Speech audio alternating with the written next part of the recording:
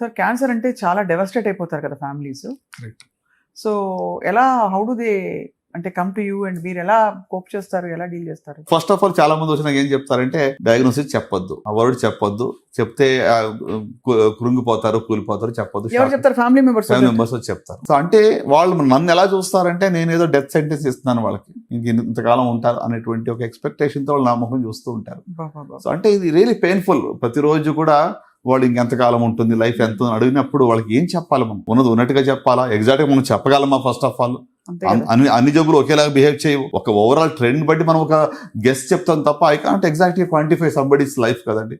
So అంటే it is really in a way painful. ఎందుకంటే 80% ఇప్పుడు కూడా లేట్ స్టేజ్ లో మన దగ్గరకు వస్తున్నారు కదా. అంటే మెజారిటీ వాళ్ళకి బ్యాడ్ న్యూస్ ఇవ్వాల్సి వస్తుంది. అవునవునవును, బ్యాడ్ న్యూస్. అంటే మీరు స్టేజ్ 3-4 లో ఉన్నారు.